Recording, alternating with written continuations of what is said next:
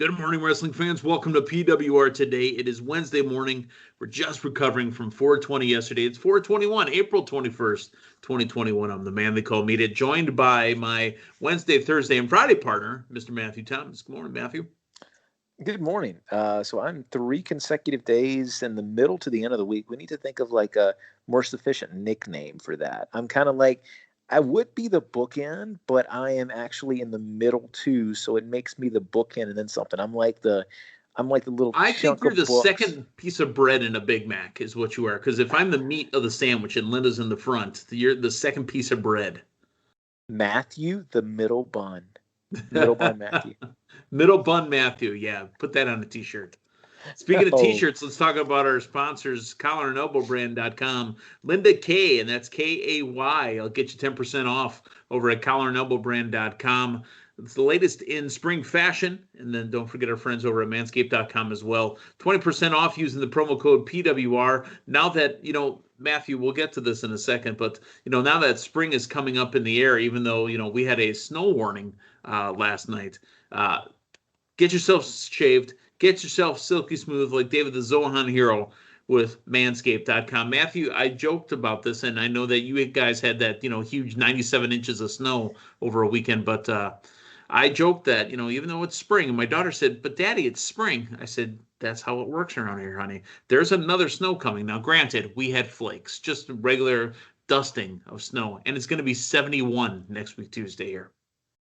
I saw a graphic. I think Denver or Colorado, like over the last 50 some odd days, have had snowfall like 35 days or something. They're calling for more today, actually. We had some 2 days ago, or actually, 2 days ago. And then it warmed up enough to melt the bulk of it off the road. And then we got some more coming. So, yeah. You're talking about Denver proper, as in like not in the mountains, just at the street level. Metro Denver, not 17,000 feet up in the air, but just 5,280 feet, as is Denver proper. So yeah, it's been a snowy spring for Colorado. I don't have anything to complain about here in the Fox Valley of Wisconsin, because it's snowing and you keep getting snow every other day, and then it's 70 degrees the day after that. So you guys are just a big sloppy, muddy mess. We are. That's kind of our mantra right now. Denver, the big sloppy muddy city. Come join us and get high. I think that'll bring them in. That'll put butts in seats, or that'll put butts in seats. Thanks, Shivani. Somewhere, yeah. All right, let's talk a little bit of news. I've got a little something here, and I want to bring it up, but it's a sad day, Matthew Thomas. It's Wednesday. It's April 21st, 2021. Kenny from the Spirit Squad is retiring. My goodness. I think how are we going to move on? We've got quite fond memories of Spirit Squad circa 2006, 2007. Hey, that with the Spirit Squad was what actually that brought DX back. That brought DX out of retirement, huh? That got us that mid-2000s DX run. I will tell you, though, I have some fond memories of the Spirit Squad because they were at Blizzard Brawl, and they wrestled a match on Tommy Dreamer's hardcore pay-per-view. So having met the Spirit Squad, loved every one of them. Good guys. Kenny retiring now, and he is no longer pro wrestling. So that's what are you going to do? To their credit, what a unique gimmick. You see so many things rehashed time and time again, and at least on my radar, that was the first time I saw that male cheerleading stable make a go at it, and I really haven't seen anybody do it since. And to be honest, they were thrust kind of into a semi-main event role because once they did work with DX, they were one of the big spots on the card. Well, and they were aligning with the McMahons. They were kind of the McMahons' henchmen, if memory serves me correctly. Right. So, unfortunately, they got shipped back to OVW in a wooden crate. Yep. So, they did have a run there. A little bit of extra news here, Matthew. I want us to talk about WWE biography real quick, and then I want to talk about Hidden Treasures. So, Lynn and I talked biography. I want to hear your thoughts on the opening episode of Stone Cold Steve Austin. Yeah, I greatly enjoyed it. I feel like Stone Cold is one of those people that we've got a good amount of backstory for, but some added things that A&E went into that I necessarily have not seen WWE do in their company-run production. A lot more on Steve Austin's personal life than we had previously gotten. A lot of information that I was not aware of, and to each their own. I mean, for somebody like that who has done a good job of keeping that guarded and keeping that close to the chest, absolutely more power to him. It was interesting to see him open up about that, and I really got a kick out of seeing his siblings. I don't think I've ever seen his siblings on anything before. Right, and those were his brothers, no doubt at all that those were his brothers. You could see it.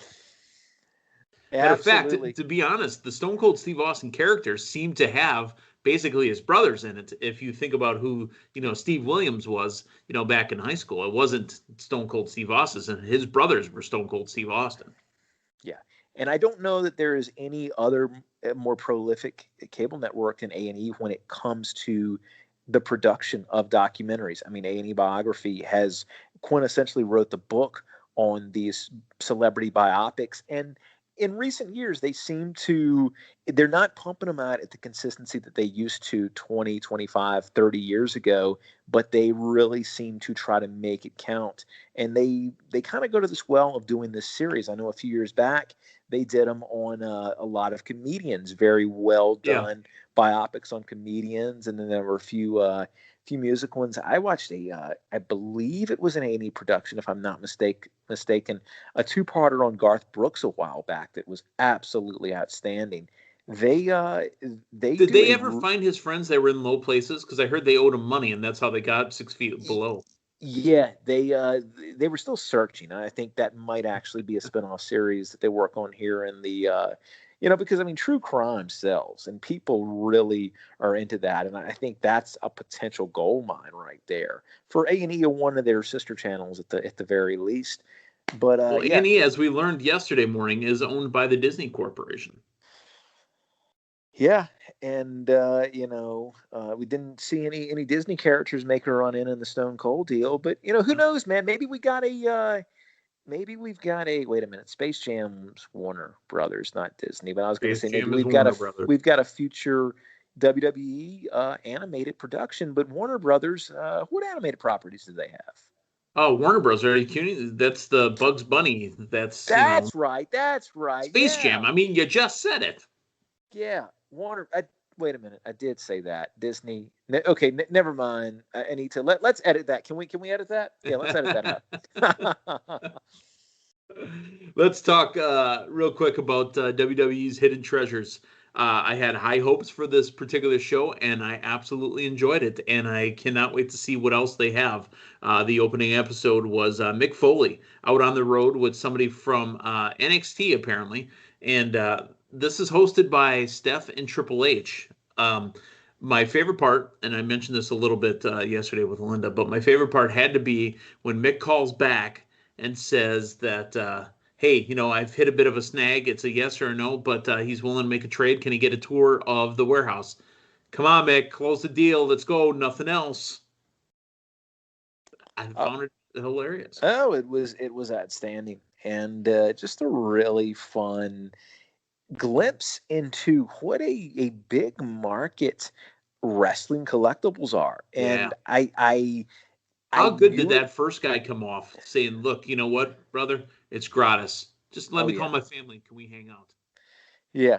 No, it's the it's the person hitting that career home run, whatever that milestone is, and you're not trying to sell it back to him.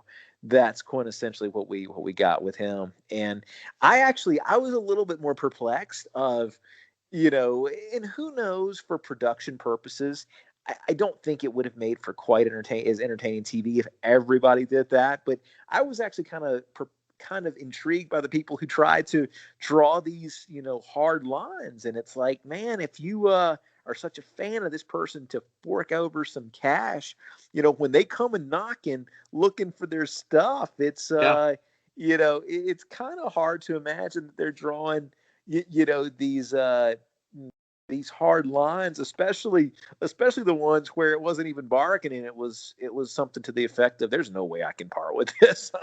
Right. Well, here's the thing, though. I mean, it's not that this person didn't invest the money, and it's not like, it was a home run ball that just got hit and then he had no control over it. Mick, in his case, had donated ring-worn gear to charity to raise the money for it, and this person won it in an auction. So Mick rightfully gave it up and now is asking for it back. Yeah. And I know there's been a lot of social distancing and that type of stuff here the last year, but even prior to all of this stuff, man, I don't know that I'm investing money in something that's been down somebody's pants and in somebody's throat. That might be my hard line, right? Especially there, when it man. took that exact path. All right, it's been by my crotch, and now it's going in your mouth. Yeah, and you get it after. Right. Right. Even intercepting it in the middle, not as bad, but oh my goodness. But again, to Mick's credit, I mean, Mick is a good guy. Obviously, you can see it. And he's coming up at GLCW this summer as well with Dave Harrell. But Mick is a good guy, and they were going to work something out. Mick was obviously happy to take care of meeting that family. And then, the viewing party goes, "I'll tell you what, I will fly out here on my own. I'll make Vince pay for the hot dog or the pizza and hot wings." So I just want to put an idea in your head. As far as this aftermarket for ring use sock goes, that stuff's not getting sanitized in any capacity because it's a sock with a magic marker on it. Nobody's throwing that thing through a wash to run that marker, man. I mean, we kind of joke about this stuff, but some gear here and there, it's one thing, but Socko, that thing ain't getting washed before you get it. Yeah, all right. Let's end it on that note because, yeah. Let's talk about NXT from last night.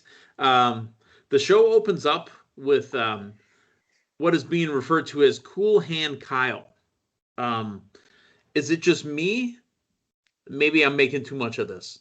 Or did he have kind of an Orange Cassidy vibe, just talked a lot more? I didn't quite get it. I would have gotten it more if he made buddies with our friend Cameron there. But Moon. But here's the thing: Cameron Grimes comes out there, and there's nothing. I know he's supposed to technically be a heel, or so to speak, but he's not doing anything heelish, man. He's trying to make the guy money. Yeah, he's trying to make the guy money. He's happy for him. He bet money on him, and he's happy. He bet on this guy. And with the little DraftKings plug. Yeah, and he gets hit in the face. So, dude, are you sure that was a face? I thought he hit him in the neck. Hurt the neck. He got hit somewhere in his upper body. But my goodness, so this whole Cool Kyle thing, maybe it comes across better if he's a little bit more lenient with the Cameron Grimes stuff. But for him to kind of pose as this and then to punch him, he came across heelish to me. Yeah. But I think they're working their way around it. So I absolutely loved it. I was sad for Cameron later on when he thought he was winning an NFT and he was outbid by Ted DiBiase. DiBiase! When are we going to get Ted on TV to meet Cameron Grimes? Oh, we need to see that, man. We need to see that. Okay. Right before he went to the ring, he started talking to the camera, and it was L.A. Knight. Yeah, let me talk to you. This guy, Matthew, I want to spend a minute on this. This guy has two things going against him, and he's still shining through on your TV screen. He's got a terrible name, and his music is awful. But this guy is such a star. Honestly, I think they could put him on the Raw or SmackDown, and I think he gets over with everybody there. Yeah, I don't know that there is another active roster member. And I say that, and I preface it with that because you can always make a case for Heyman. I think at this juncture, you can make a case for what Don Callis is doing on the mic. Sure. There are people in managerial roles that are absolutely setting that mic on fire. But as far as a performer at this juncture, I think he's got to be one of the best promos in the business. save for maybe Edge's work that Edge did leading up to Mania, which I think was The some 2 of weeks Edge's. before Mania. Yep, which I think was some of Edge's best promos. But yeah, and he's at that level. He's at that level, and he's on NXT, and I think he can hang with anybody on the mic. So I think he's What going did he say to. last night? It was something like, I'm going to shut off your on switch or something like that. I'm like, where does this guy come up with this stuff? Yeah. Well, and the thing of it is, too, it's not just him doing that while the red light is on, while he's got a mic in his hand. He's able to translate that with his in-ring audio with the character that he actually presents in the ring. And that is a big connection that not everybody can make. And I mean, I've made the comparison before, but that's rock level stuff. Yeah. He gets the win due to interference or distraction, if you will, from Indy Hartwell trying to catch the eye of the very tortured artist, Dexter Lumis, the loquacious L.A. Knight. Yeah, dummy. Yeah. I don't know how long this guy should stay on NXT. Honestly, I think this is, because the WWE Draft should be soon, hopefully. And this is a guy, honestly, I'd like to see on Raw or SmackDown. 100%. And you just got to think of, the time frame here. I don't think you're going to have a short reign for the absent Karrion Kross, who was absent from NXT last night. I think that's going to be a while. And then kind of in this rotation, how long does if you're going to go moving through the ranks of NXT, how long are we talking? And if you're trying to expedite that, do you hurt somebody like a Cross by preemptively taking that title off of them too soon? So no, you're exactly right. I think he's one of these people that don't necessarily have an NXT title run, because you just kind of got to get him in there in that on deck circle and go ahead and take him up somewhere to one of the shows. I think the same with Cameron Grimes, honestly. I think it's time. Yeah. Because that is main TV character right there. Grizzled Young Vets defeat Breezango, coming out as the Royal Guard. And, you got Wade Barrett to pop over that because he got all excited seeing dudes in red jackets with big black fluffy hats. Yeah. I think he made him very fond of what he was seeing. It was maybe kind of reminiscent of home. The in-ring debut of NXT's newest female Asian superstars, Sarai. She defeats Zoe Stark. Zoe meets her outside and says, I'd like to have a match with you. Okay, great. Mr. Regal, make a match. And that's all we got from that. But no, it was a good match. And Zoe Stark still looks good, but there's a lot of money behind Sarai. So Sarai, with her debut match, gets the win. And to their credit, not going immediately into a squash match. So I think it was a little something for everybody there, and it kept you intrigued while she premiered.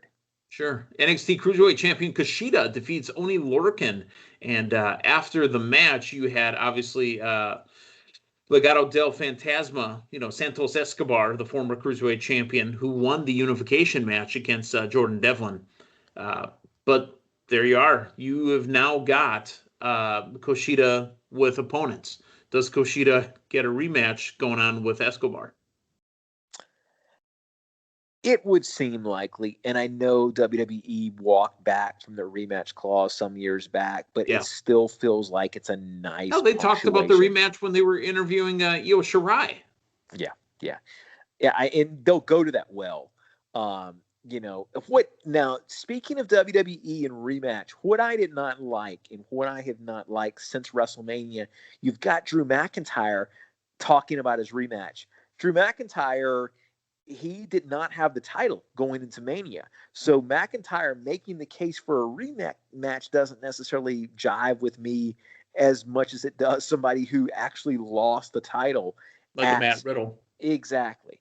So, yeah. And again, Drew McIntyre, a rematch for what? You didn't lose due to any shenanigans. Yeah. Right. And so, I think that's just to not to spend too much time on Raw, but that's kind of an issue they're having with that story was how does McIntyre necessarily come across when he's talking about a rematch? You're using the phrase rematch interchangeably with you want another match with an opponent, right? Not a match to see if you can get the title you lost taken off, get back. So, interesting dynamics there. No longer Taya Valkyrie. Now, what is her name? Frankie Monet Frankie Monet interrupts the interview between Beth Phoenix and Io Shirai. And again, carrying around this dog, I need to see it just drop a Duke one day during an interview, somewhere in the ring, on a table. I just need to see it happen because that's how dumb it is carrying around a live animal. If you watch long enough, I imagine it probably will. Yeah, that's what we need. We need it to just drop a doozy of a toozy. Take Cleveland to the Super Bowl. Throw the old Uncle Charlie. Well, that's what happened. That's why why you don't hear so much about my fantasy giraffe anymore. Exactly, because they crapped all over your team. But throw an Uncle Charlie, put down the old number 2. There we go. Real quick, Imperium defeats Everrise. Everrise still working, but Imperium still looking strong. And then finally, main event, Kyle O'Reilly defeats Cameron Grimes. And this was Kyle O'Reilly, the medically cleared, mixed martial artist Kyle O'Reilly, not the laughing and goofing around and then punching Cameron in the neck Kyle O'Reilly. Yeah, it was a fun enough match. Glad to see Grimes in the main event. I think the show had some pretty significant absences last night, mainly in the way of Karrion Kross. Finn Balor. Finn Balor, Adam Cole. You had a lot of people absent I think it was mostly the mistake was with Karrion Kross. He's your new champion. He was a new champion that was off of TV for quite a while due to injury. Yep. And yeah, you got him in the build up to Balor, but it just felt very strange not having your champion on TV. It was missing something. Yeah, a week. And we're a week. This is not a long reign thus far. This is 2 weeks after he won the title. I think you got to keep him in front of people. Yeah, you do. All right. Speaking of being in front of people, AEW still has people watching their shows at Daly's Place in Jacksonville. We got a big show tonight. Tomorrow morning, we will talk about Dynamite and everything that happened. And again, folks, also coming up on the SNE network, PWR and SNE are going to merge it up. We're going to talk about what's finally happened with the 2020-2021 PWR Draft. We'll announce myself as the winner, even though, I already know I'm the winner. We're going to make it official, announce it in front of everybody. That'll be, I believe, Friday night. We're going to do that on the SNE network, and we'll jump on over there and talk to Drew. I'll be coordinated, as far as being a post-to-post champ. And then I believe we are going to make it official next week. We don't have it locked in stone yet, but stay tuned to all the social media, all the socials, Facebook and the Twitters and all that other good stuff. We're going to draft for the 2021 season. So I know that Team Matt Damien might have to come up with a new team name because Damien's no longer around. The Team Longtime, Drew's team, Dave's team, and then the team they call Meatheads, the Super Friends and all those other teams. We're going to draft again. So are you ready, Matthew? Have you been researching? I've been doing my research. I've got my depth charts, the whole 9 yards, trying to see all of these different scenarios that can potentially play themselves out. And, I'm looking at what I think what 2021 is going to bring in professional wrestling to inform my picks, not just for the big shiny names right now, but who's kind of coming up from underneath and what is going to give me my best bang for my buck. From underneath, the Fiend already returned. My best investment. That's kind of what I'm doing. That's kind of what I'm doing with this draft. This is going to be like a very well thought out portfolio from yours truly. Oh man, maybe that's the team name, huh? Team portfolio. I think we can work on it. Okay. Well, again, we want you to be in it to win it, So we will see. Like I said, this Friday, I believe we're going to get this going over on the SNE network, and we will have this coordination for myself. And I believe next week we will get these teams drafted. And then, unfortunately for you guys, next year, you'll have to listen to me talk about being a 2-time defending champion. Oh, fantastic. I don't know if 2 parades are in our budget or not for Dallas. Gonna have to make it happen, Captain. So for Matthew Thomas, I'm the man they call Meathead. Hey, thanks for stopping by. So long, everyone.